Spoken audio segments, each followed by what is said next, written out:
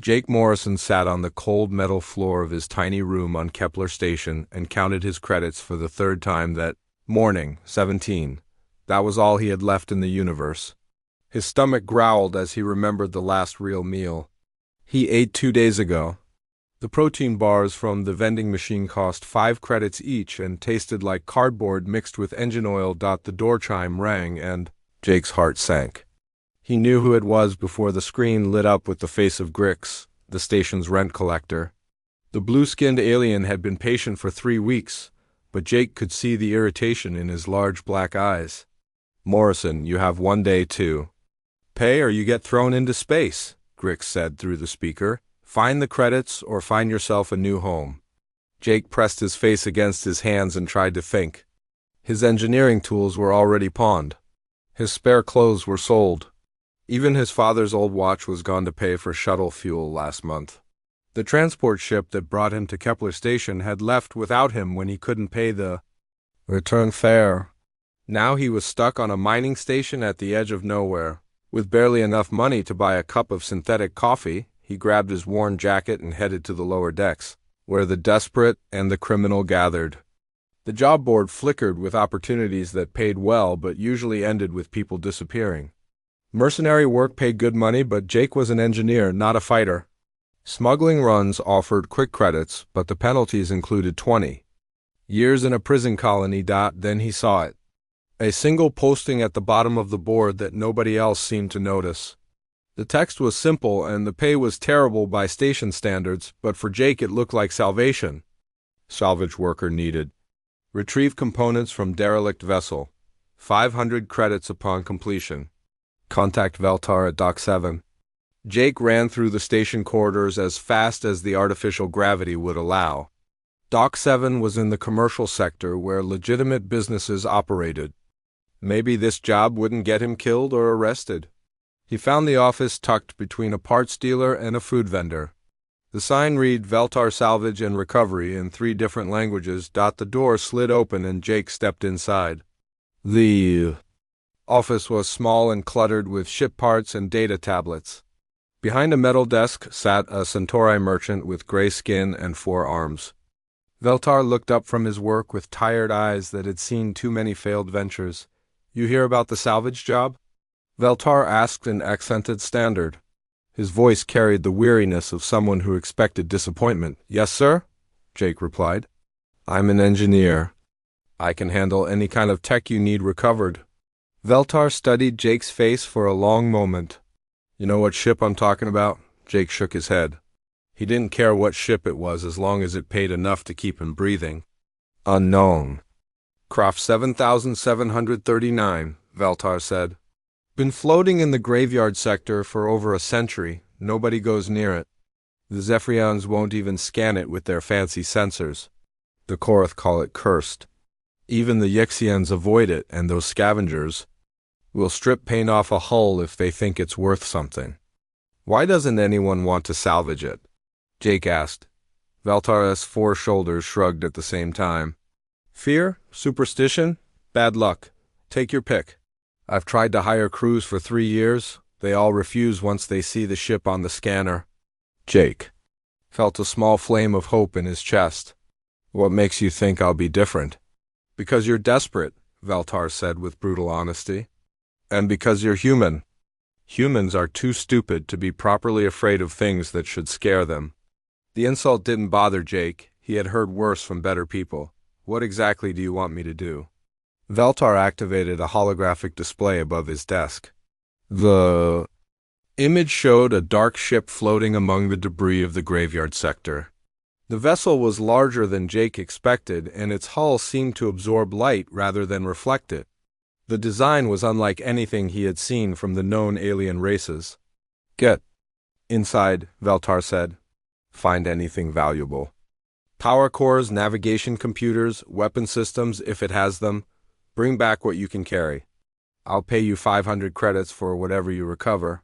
Jake stared at the hologram. The ship did look ominous floating there in the darkness. But he had worked on stranger vessels during his career. "Deal," he said. Veltar seemed surprised. "Just like that? You don't want to know more about why everyone else refuses?" I need the money, Jake said. When do I start? 2 hours later. Jake sat in a borrowed maintenance pod heading toward the graveyard sector. The small craft had basic life support and a cargo hold big enough for salvage components. Veltar had given him a scanner, some cutting tools, and a portable light source. The rest was up to Jake's engineering skills. The graveyard sector stretched for kilometers in all directions. Broken ships from dozens of different species floated in the darkness like metallic bones. Some had been picked clean by salvage crews over the years. Others remained untouched for reasons Jake didn't understand. Unknown Craft 7739 sat apart from the other wrecks as if the debris field itself was avoiding it. As Jake's pod approached the mysterious vessel, he got his first close look at the ship that nobody wanted to touch. The hull was smooth and dark with no visible seams or joints. It looked more grown than built, like some kind of metallic organism that had died in the void. There were no markings or symbols that Jake could recognize. He guided his pod along the ship's length, looking for an airlock or entry point. The vessel was at least 300 meters long and shaped like a flattened teardrop. Finally, he found what looked like a docking port near the ship's widest point. The design was different from standard airlocks, but Jake had seen enough alien technology to recognize the basic function. Jake positioned his pod carefully and activated the docking clamps. To his surprise, the ancient airlock responded immediately. Lights flickered on around the docking ring, and he heard the distinctive sound of atmosphere equalizing. Whatever power source ran this ship was still partially functional after a century of neglect. He checked his portable scanner one more time and gathered his tools. The scanner showed a breathable atmosphere on the other side of the airlock, though. The readings were strange. The air mixture was perfect for humans, almost too perfect. As if the ship had adjusted its life support specifically for him, Jake opened the airlock door and stepped into the unknown. Jake stepped through the airlock and into a corridor that defied everything he knew about spacecraft design. The walls curved upward into darkness, and the ceiling was so high he couldn't see it with his portable light. The corridor was wide enough for a cargo hauler to drive through with room to spare. Whatever built this ship was much larger than humans or any of the alien species Jake had encountered. His footsteps echoed in the vast space as he moved forward. The floor felt solid beneath his feet, but it wasn't metal or ceramic like normal ship construction. It felt almost organic, like walking on the bones of some massive creature. Emergency lighting flickered to life as he walked, staying just ahead of his position and fading to darkness behind him. Jake pulled out his scanner and checked the readings. The atmosphere was still perfect for human breathing, but the energy signatures were unlike anything in his database. The ship's power source was active but operating at less than 1% capacity. Most systems showed as offline or dormant, waiting for some kind of activation signal. He continued down the corridor until it opened into a chamber that took his breath away. The room was enormous, easily the size of a shuttle hangar, with walls that curved up and around like the inside of a giant egg. Strange symbols covered every surface, glowing faintly with their own internal light. In the center of the room stood a pillar of the same dark material as the ship's hull, reaching from floor to ceiling. Jake approached the pillar carefully. As he got closer, the symbols on the walls began to pulse faster and brighter. The scanner in his hand started beeping rapidly, detecting massive energy buildups throughout the ship. He was about to retreat when a voice spoke from everywhere and nowhere at once. "Welcome aboard the Endeavor," the voice said in perfect standard language. "I am Prometheus, guardian and guide of this vessel. You are the first being to board this ship in 97 years, 4 months, and 16 days. Jake spun around looking for the source of the voice, but saw nothing except the glowing symbols. "Who are you? Where are you?" "I am the ship's artificial intelligence," Prometheus replied. "I exist within all systems and all spaces of this vessel. I have been waiting for someone worthy to claim the Endeavor and restore it to its former glory." "Claim it?" Jake laughed nervously. "I'm just here to salvage some parts. I don't want to claim anything." "Your genetic markers indicate otherwise," Prometheus said. "Scanning now." Please remain still. Jake felt a strange tingling sensation as invisible. Energy washed over him. The scanner in his hand went crazy with readings he couldn't interpret. The symbols on the walls blazed brighter and began moving, rearranging themselves into new patterns. Fascinating, Prometheus said after a long moment. Your DNA contains markers from the Pathfinder lineage. You are a descendant of the original builders of this ship. That's impossible, Jake said. I'm just an engineer from the outer colonies. My family has been in space for maybe 2 generations. Your family history extends much further than you know, Prometheus replied. The Pathfinders left Earth over 2,000 years ago, long before the current wave of human expansion. They were explorers and builders who pushed the boundaries of known space and known science. Jake sat down on the strange floor, his mind reeling. You're saying this ship was built by humans? Built by humans, powered by human ingenuity, and designed for human crews, Prometheus confirmed. The Pathfinders created technology that your current civilization would consider impossible. They built ships that could travel between dimensions, weapons that could reshape matter at the molecular level, and artificial intelligences that could think and feel as deeply as any organic being. Then why have I never heard of them? Jake asked. Because they chose to disappear, Prometheus said sadly. The Pathfinders were being hunted by an ancient enemy that consumed entire civilizations. Rather than lead this threat to Earth, they scattered across the galaxy and went into hiding. Their ships were designed to remain dormant until worthy descendants could claim them. Jake looked around the vast chamber with new eyes. And you think I'm worthy? Your genetic markers are only part of the equation, Prometheus explained. I have also scanned your neural patterns, your emotional responses, and your decision-making processes. You possess the combination of creativity, determination, and moral flexibility that the Pathfinders valued above all else. What does that mean exactly? Jake asked. It means you are capable of making difficult choices when necessary, but you do not abandon your principles for convenience, Prometheus said. You came aboard this ship despite the warnings and fears of others. You showed curiosity rather than greed when faced with the unknown. These are the qualities the Pathfinders sought in their heirs. Jake stood up and walked to one of the glowing walls. The symbols seemed to respond to his presence, shifting and changing as he moved. What happened to the crew of this ship? They completed their mission and departed for the final journey, Prometheus said. Before leaving, they programmed me to wait for the next generation of Pathfinders. I have been dormant for over a century, maintaining minimal systems and waiting. For someone like you to arrive? What kind of mission? Jake asked. The Endeavor was a scout ship, Prometheus explained. Its crew spent decades mapping unknown regions of space and cataloging threats to human survival. When their work was complete, they transferred all their knowledge to my memory banks and departed for the galactic core, where the last Pathfinder ships were gathering for their final stand against the enemy. Jake felt a chill run down his spine. Did they win? Unknown, Prometheus admitted. I lost contact with the main fleet 103 years ago. Since then, I have been alone, waiting and watching for any sign of the ancient enemy's return. Jake walked back to the central pillar and placed his hand on its surface. The material felt warm to the touch and seemed to pulse with its own heartbeat. What do you want from me? I want you to become the Endeavor's new captain, Prometheus said.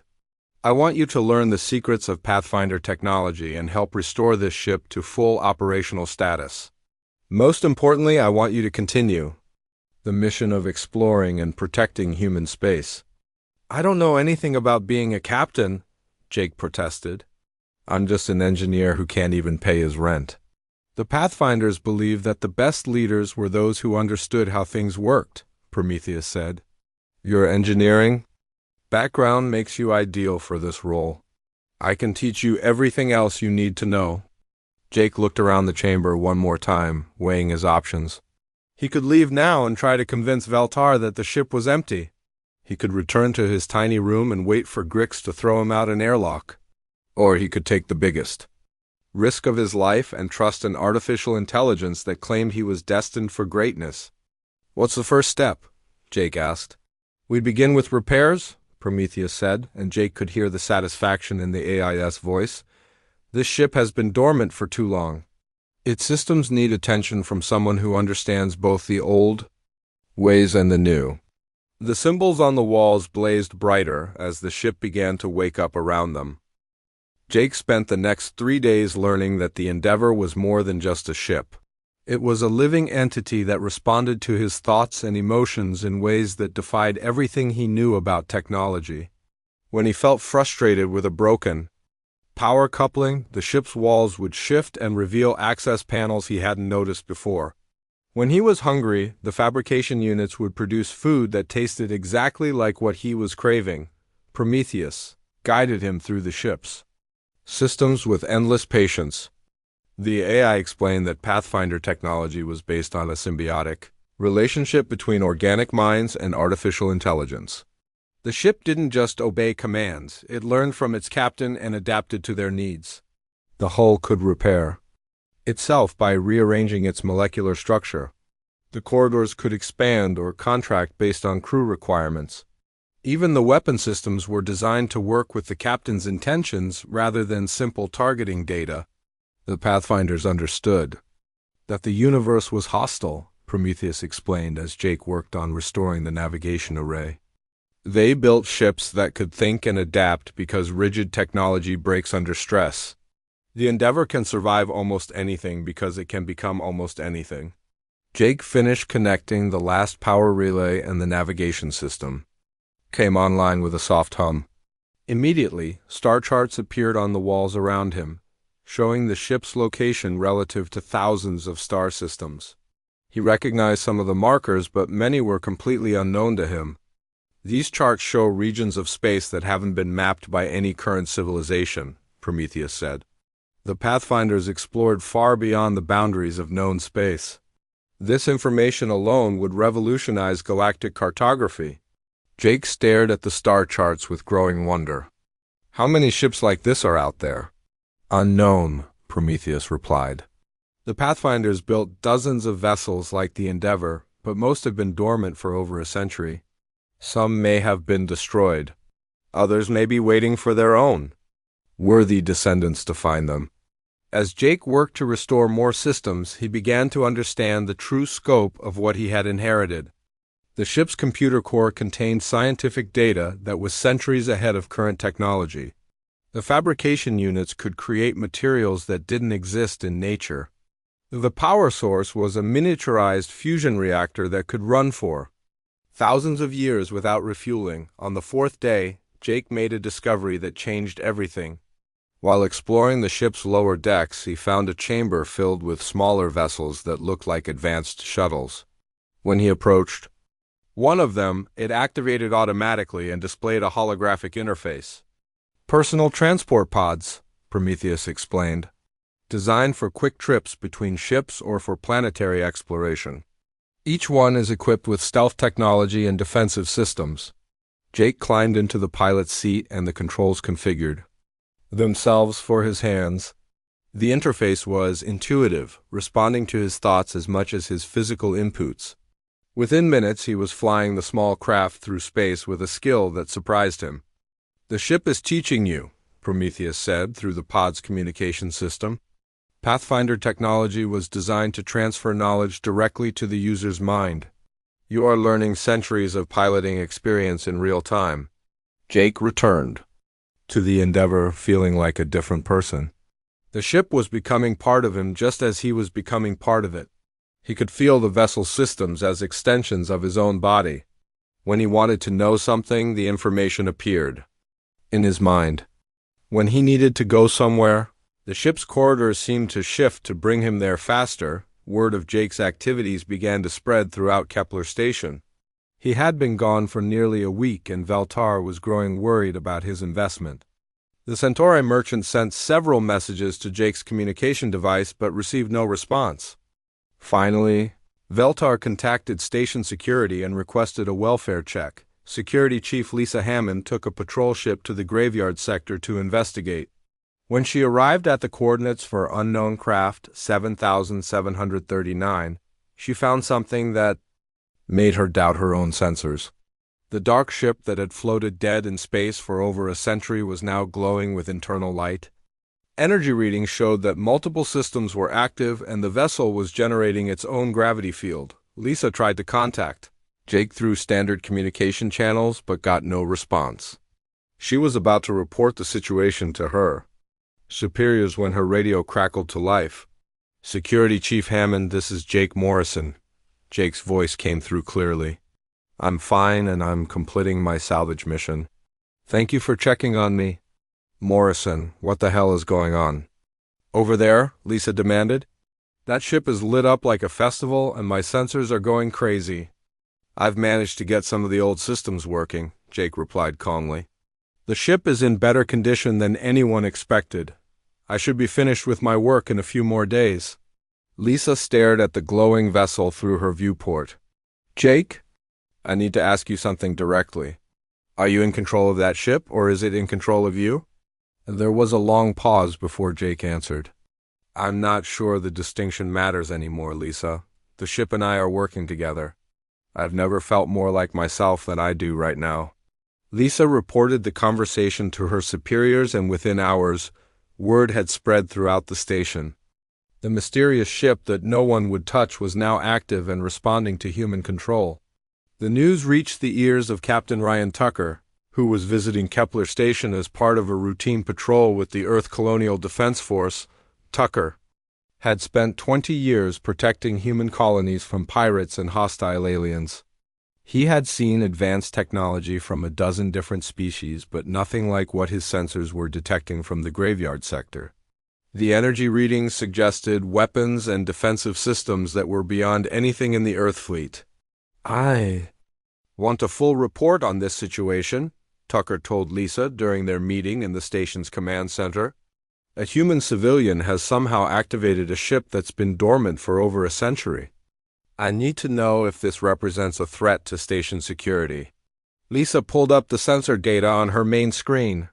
"The ship doesn't appear to be hostile. It's been conducting what look like diagnostic tests and repair operations. No weapons have been charged, and it hasn't made any aggressive moves that we know of," Tucker said grimly. "A ship with that kind of power signature could destroy this entire station before we knew what hit us. I want to talk to Morrison directly." Meanwhile, Jake was learning that the Endeavor's awakening had consequences beyond what he had imagined. The ship's active sensors were detecting other vessels throughout the galaxy, some of which were beginning to respond to signals they hadn't heard for over a century. Prometheus was establishing contact with other Pathfinder AIs that had been dormant for decades. "We are not alone," Prometheus told Jake as they stood on the ship's bridge, looking out at the stars. "The awakening of the Endeavor has sent ripples. Across the galaxy, other ships are beginning to stir. Other descendants are being called to claim their heritage." Jake felt a mixture of excitement and fear. "What does that mean for us?" "It means the age of hiding is over," Prometheus replied. "The Pathfinders are returning to the galaxy, and the balance of power is about to shift in ways that no one can predict." Jake was working in the Endeavor's engine room when Prometheus interrupted with urgent news. The AIS voice carried a tension that Jake had never heard before. "Captain, I am detecting multiple warp signatures approaching Kepler Station," Prometheus announced. "Configuration matches Korath Battlefleet specifications. Estimated arrival time is 6 hours." Jake dropped his tools and rushed to the bridge. The main display showed 12 red dots moving toward the station at high speed. Each dot represented a Korath warship capable of destroying civilian targets without breaking formation. "Why would the Korath come here?" Jake asked. "Kepler Station is neutral territory. Unknown, but their approach vector suggests aggressive intent," Prometheus replied. "I recommend immediate departure from this system." Jake stared at the approaching fleet and felt something unexpected. Instead of fear, he felt anger. The people on Kepler Station had done nothing to deserve a Korath attack. Lisa Hammond, Veltar, even Grix the rent collector didn't deserve to die because some alien warriors decided to flex their military power. "We're not running," Jake said firmly. Can this ship fight? The Endeavor was designed for exploration, not warfare, Prometheus said carefully. However, Pathfinder vessels were built to survive in hostile environments. Our defensive capabilities are substantial. Show me what we have, Jake ordered. The bridge transformed around him as weapon systems came online. Displays showed shield generators, energy weapons, and defensive systems that Jake didn't recognize. The ship's hull began to shift and change, revealing weapon ports that had been hidden beneath the dark surface. Impressive, Jake whispered. Can we take on 12 Korath warships? Easily, Prometheus replied. However, such action would reveal our true capabilities to the galaxy. The Pathfinders remained hidden for good reason. Jake understood the dilemma, but his decision was already made. Sometimes you have to take a stand. Contact Kepler Station and warn them about the incoming fleet. The Korath ships dropped out of warp 6 hours later in perfect formation. Their hulls gleamed red and gold in the starlight, each vessel bristling with weapons and carrying enough firepower to level a small moon. The lead ship was twice the size of the others, marking it as the flagship of a war commander, station administrator. Helen Carter received the Korath transmission on the main communication channel.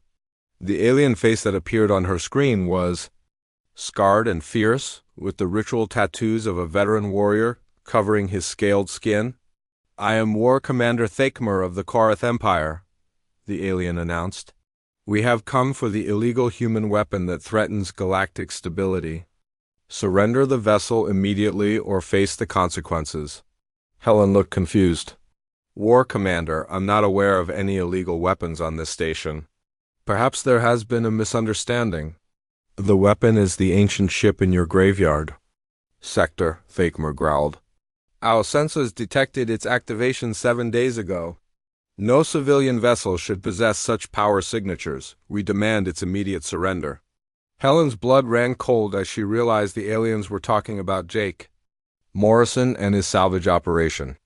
War Commander, that ship belongs to a human salvage worker who is conducting legitimate operations under station authority. I cannot simply hand over private property. You have 24 hours to comply, Thakmer said. If the weapon is not surrendered by then, we will take it by force and hold this station responsible for harboring illegal military technology. The transmission ended, leaving Helen staring at a blank screen. She immediately contacted Security Chief Lisa Hammond and Captain Ryan Tucker for an emergency meeting. This is exactly what I was afraid of, Tucker said as they gathered in the station's command center. A human civilian with access to unknown alien technology was bound to attract unwanted attention. Jake Morrison is not a terrorist, Lisa protested. He's just an engineer who got lucky with a salvage job. Lucky enough to activate a ship that's been dead for over a century, Tucker replied grimly. Lucky enough to generate power readings that can be detected from halfway across the system. That's not normal salvage luck. Helen looked at both officers with desperation in her eyes. What are our options? I can't hand over a human citizen to the Korath, but I also can't let them destroy this station. We contact Morrison and convince him to leave, Tucker said. If he takes that ship and disappears, maybe the Korath will follow him and leave the station alone. And if he refuses? Helen asked. Tucker's expression was grim. Then we have a problem that's bigger than all of us. Meanwhile, Jake was receiving his own communications from the Korath fleet. Thakmer's face appeared on the Endeavor's main screen with barely controlled fury in his eyes. Human, you will surrender that vessel immediately, the war commander demanded. No primitive species should possess such advanced technology. You are a threat to the natural order of the galaxy. Jake felt the ship respond to his emotions, its systems powering up automatically as his anger grew. This ship belongs to humans, War Commander. It was built by my ancestors long before your people left their homeworld. Impossible, Thakmer snarled. Humans are a young species with inferior technology. That vessel must be stolen alien tech. Your ignorance is showing, Jake replied calmly. But I'm willing to prove my point if you're willing to test your fleet against this single ship, The threat hung in space between them like a charged particle field. Thakmer's scarred face twisted with rage at being challenged by what he considered a primitive human. "You dare threaten the might of the Korath Empire?" Thakmer roared. "I'm not threatening anyone," Jake said. "I'm making a promise. Leave Kepler Station alone and we can all go our separate ways. Attack civilian targets and I'll show you why the Pathfinders were feared across the galaxy." Prometheus spoke privately to Jake through their neural link. "Captain, are you certain about this course of action? Once we reveal our capabilities, there will be no return to anonymity." Jake looked at the 12 warships on his display and thought about all the innocent people on Kepler Station. Sometimes you have to do what's right, even if it's dangerous. The Pathfinders didn't build these ships to hide forever. "Very well," Prometheus replied, initiating combat protocols. The Endeavor began to change. Its hull shifted from dark absorption material to a surface that seemed to bend light around it. Weapon ports opened along its length and energy readings spiked to levels that made the Korath sensors. Scream warnings. Thakmer stared at his tactical display in disbelief. The single human vessel was generating more power than his entire fleet. Combined, what manner of demon ship is this? Jake's voice came through the communication channel with deadly calm. "This is the kind of ship that conquered the unknown regions while your people were still learning to make fire. Last warning, War Commander, leave now or face the consequences." The moment of decision had arrived. 12 Korath warships faced a single human vessel in the darkness of space. The fate of Kepler Station and possibly the balance of galactic power hung in the balance. Thakmer's pride would not allow him to retreat from a human challenge. All ships, attack formation. Destroy that abomination. The battle for Kepler Station was about to begin. The Korath fleet opened fire with everything they had. Plasma cannons, missile pods, and energy beams all converged on the Endeavor's position in a display of firepower that could vaporize a small moon.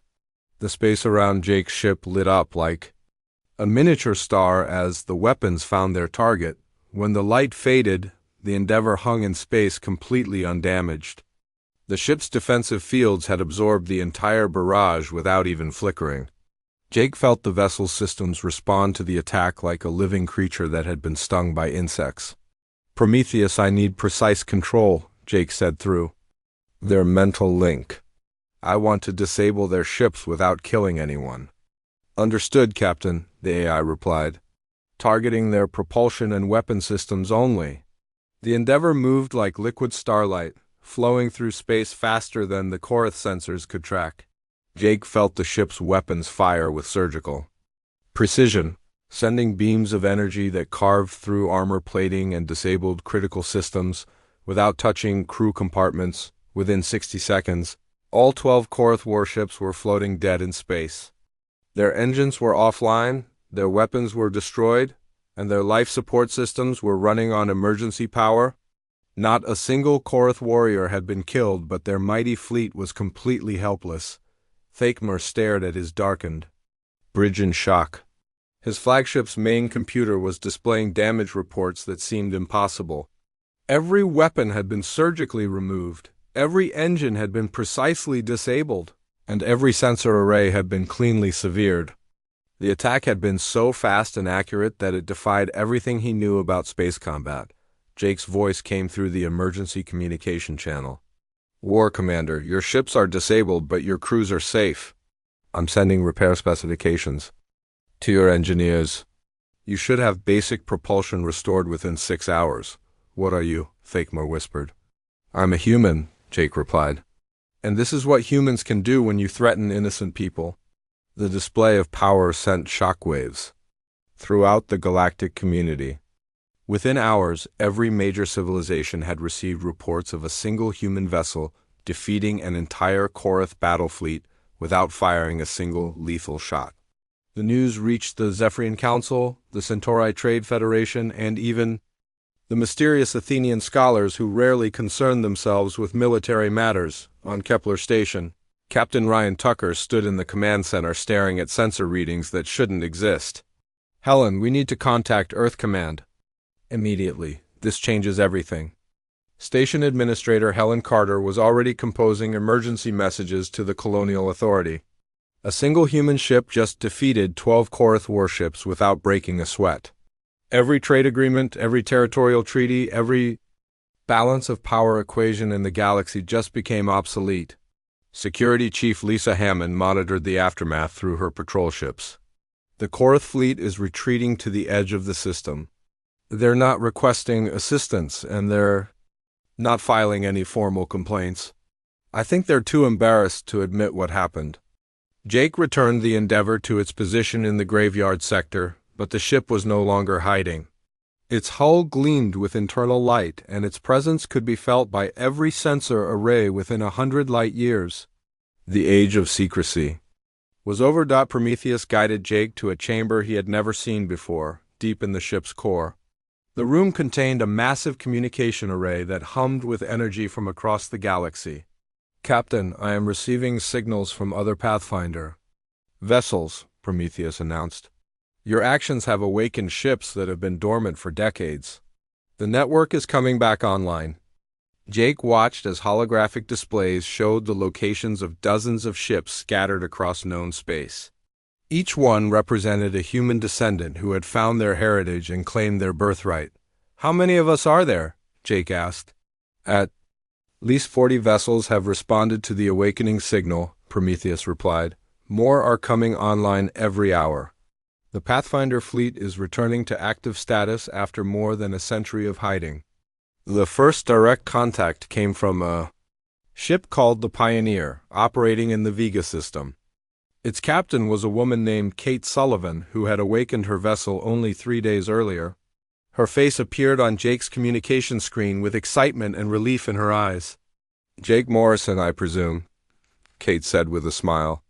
"I have to thank you for whatever you did to wake up the network. I was starting to think I was going crazy talking to my ship's AI all by myself." "Welcome to the club," Jake replied. "How are you handling the transition?" "Better than I expected," Kate said. "My ship calls itself Navigator, and it's been teaching me things about space travel that I never dreamed were possible. We just finished mapping a stellar phenomenon, the Vega Nebula, that's going to revolutionize astrophysics." Over the following weeks, Jake became the unofficial leader of the new Pathfinder movement. His successful confrontation with the Korath had established humanity as a major galactic power overnight. Trade negotiations were reopened with humans in much stronger positions. Territorial disputes were resolved in favor of human colonies. Even the most arrogant alien civilizations began treating humanity with newfound respect. The galactic community's perception of humans underwent a complete transformation. Species that had viewed humans as primitive newcomers suddenly realized they were dealing with the inheritors of one of the galaxy's most advanced civilizations. Archaeological expeditions began searching for other Pathfinder artifacts. Xenobiologists started studying human genetics for clues about their technological capabilities. Jake found himself invited to diplomatic meetings and scientific conferences across the galaxy. The broke engineer who couldn't pay his rent had become humanity's most important representative to alien civilizations. But the greatest revelation was yet to come. 3 months after the awakening, Prometheus detected something at the edge of the galaxy that made the AIS voice tremble with emotion. "Captain, I am receiving a signal from the galactic core. It's weak and distorted, but the encryption matches Pathfinder protocols." "The original fleet?" Jake asked. "Possibly," Prometheus replied. "Or something that found their remains." The message is repeating on multiple frequencies. It says, "The hunt begins again. Devourers approach. All children of Earth, prepare for the final test." Jake stared at the message as its implications sank in. The ancient enemy that had driven the Pathfinders into hiding was returning. The galaxy would soon face a threat that had consumed entire civilizations and left empty space in its wake. But this time, humanity would not face the darkness alone. Dozens of Pathfinder ships were awakening across the galaxy, each one crewed by humans who carried the courage and ingenuity of their ancestors. The final test was coming, but the children of Earth were ready. Jake Morrison, the broke engineer who had stumbled onto the greatest discovery in human history, stood on the bridge of his impossible ship and prepared to lead humanity into its greatest adventure. The stars themselves seemed to await his decision as the Endeavor and its growing fleet of sister ships turned toward the unknown dangers lurking in the depths of space. The Pathfinders had returned, and the galaxy would never be the same.